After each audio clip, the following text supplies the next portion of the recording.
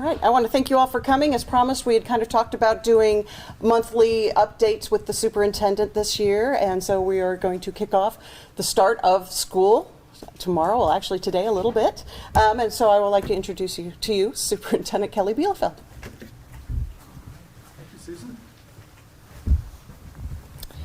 All right, well first off, thanks for coming, and sorry I'm a little bit late.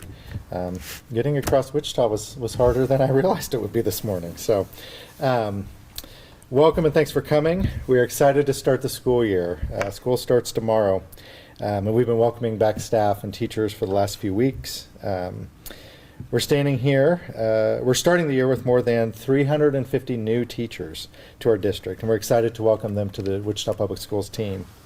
As of yesterday, we currently have less than 70 teacher vacancies to start the year. We have 13 elementary, 9 high school, 16 middle school, and 30 special education. That tracks with the trends we've been seeing both locally and across the state, with the continued need for special education teachers in particular. But for us, these are pretty good numbers to start the year. We hire about right under 4,000 teachers every year, and so to put that into perspective with the number of vacancies. We will continue to hire, so any teachers that are excited to work with our kids, please fill out an application. We have qualified long-term substitutes that will be mostly who are retired teachers who will be filling a lot of those vacant positions in classrooms. If you're interested in joining our district as a substitute teacher, we need those also, or other guest staff as far as paras, nutrition services, those sorts of things. We have a hiring fair next Wednesday, August 20th. From 2 to 6 p.m. at our administrative center, the AMAC building, the Morse Center, at 903 South Edgemore. We'll be looking to hire substitute guest teachers, paras, nurses, custodians, and nutrition service workers. Please come and join us if you're interested in applying. We are a fantastic employer, one of the best employers in the area, so we would love to have you join us. The info sheet that will be handed out has some other helpful information that you can share with your audiences as families get back to into the school routine. Today we're welcoming middle and high school students who are new to their building for a half-day orientation. Tomorrow we welcome back all students. So I was excited I dropped off a freshman at North High this morning, and my wife dropped off a 6th grader at Robinson, and they were all decked out and ready to go. And it was exciting to see the welcome that our schools, all of our schools, provide for those kids. A lot of energy and a lot of excitement. So, some of the middle school students that you might have passed in the hallway are here at Eiseley, because Eiseley is becoming a K-8 school, and so this is the first year we'll have 6th grade students here. So this year, Eiseley Traditional Magnet is beginning its transition from an elementary school to a K-8 school, with 6th grade being added. Eiseley was originally built as a K-8 school, but the funding cuts at the state level didn't allow us to open it as a K-8 as we originally intended. We are making that a priority to provide that opportunity to Eiseley families. I would like to introduce the principal of Eiseley, Allison Renner, come on up, who will talk about how the school is preparing for expansion. So, take it away, Allison. Good morning. Our expansion at Eiseley has off to a fantastic start. We today welcomed just about 100 6th graders to start our first middle school class here at Eiseley. We've had a great team of teachers working hard over the summer to prepare for some enriching activities for the students, and then also opportunities for them to continue to build on the strong connections that they've had with the staff members that they've grown up with during the years that they've been at Eiseley in elementary. So the entire community has rallied around our school and is very excited that we are able to offer this expansion in being able to, if kids start here in pre-K or kindergarten, they're able to stay with us for 10 or 11 years of their school career. We have an amazing staff that is very supportive of this, as well as the community. It is truly a fantastic opportunity for our students to learn and grow in a community that they are very firmly entrenched with and have lots of connections with. All right, Mr. Bielefeld. That's great. Thank you, Allison. And she didn't say this, but Allison is new to the building, so great job in leading this transition. That is a challenge. So, all right, Katie, if you want to come up too. Yeah. So our goal is for every student to be future ready, and future ready starts here with our youngest learners. We provide them with skills they need now in order to be successful in the future. One of the most important skills, maybe the most important skills in our youngest student, is learning how to read. They first learn to read, and then they read to learn. I'd like to recognize Katie Warren, President of the United Teachers of Wichita, as they have a couple of initiatives that focus on early literacy. So take it away, Katie. Hi. As Kelly said, early literacy is very, very important. And as a primary teacher in this district for about 20 years, I know how important it is to get that start early.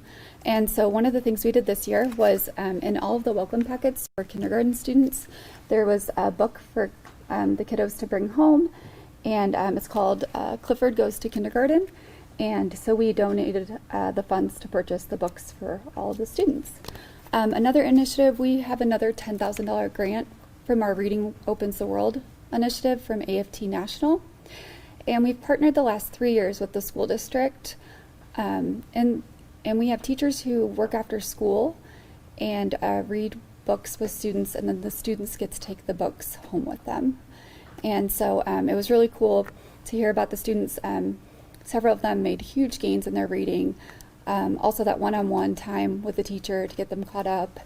But hearing about all the books in their bookshelf that they could read over and over again with their family, that was pretty powerful. So we're excited to partner again on that project. So thank you. Thank you, Katie. So I would say the relationship and the support we get from the United Teachers of Wichita, the Teachers Union, is fantastic. The support of families, the support of kids, and really all of us rowing boats in the same direction, right? We're here for kids, we're here for literacy.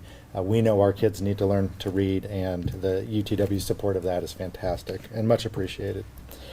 Before we take questions, I'd like to say again how excited we are for the start of the school year. We appreciate the trust that parents put in us and to take care of their children. We value that trust, and we focus on giving students the skills and knowledge they need to be successful.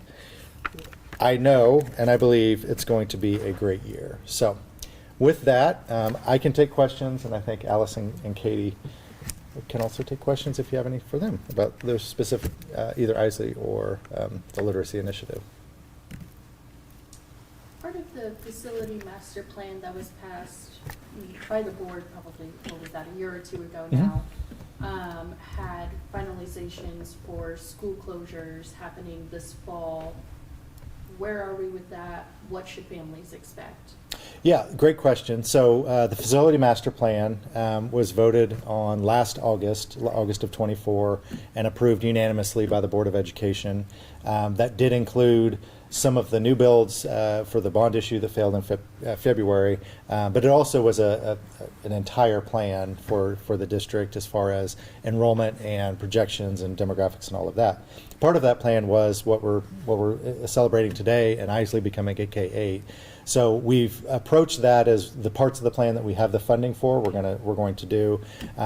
We had told parents at the time, after the bond issue failed, because we did have a pretty clear timeline on school closures if it passed. When it failed in March, we let families know that they would be hearing something this fall.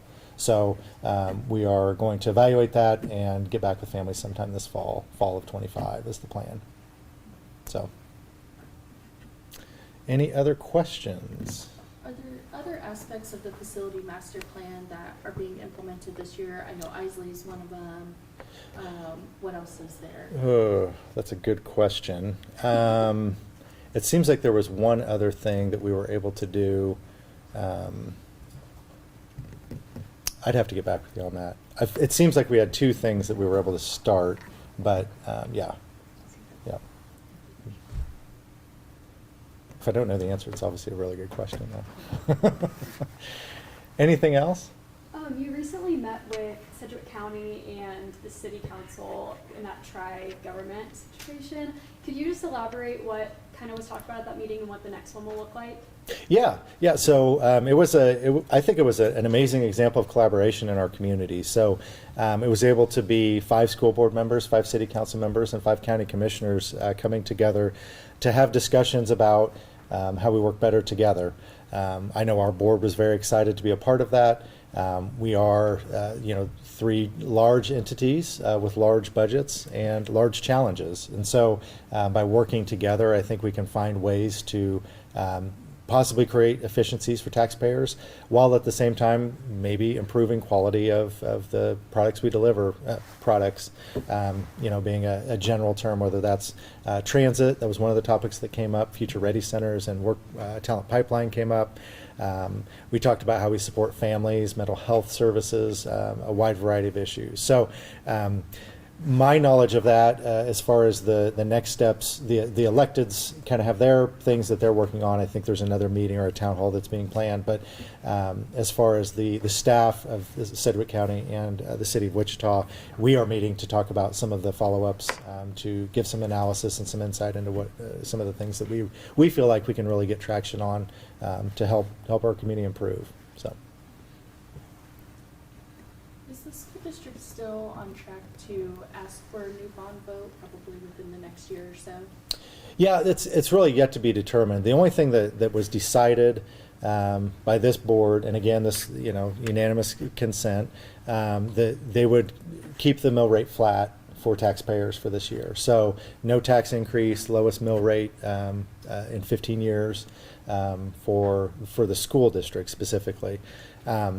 Because valuations go up, people's taxes might go up, but the rate has gone down, and we're going to keep it flat for this next year. I think that sets the stage for a board to make a decision in 26 about what they want to do. We have recommended a timeline of November of 26, but that's up to the board to decide and take action on down the road. And that's a November 26th vote? That was our recommendation. Yeah, that was our recommendation from staff to the board. But the board took no action on that decision. They just took action. And they can only set a budget 1 year at a time anyway. So they set the mill rate for fiscal year 26, and then fiscal year 27 is yet to come. So.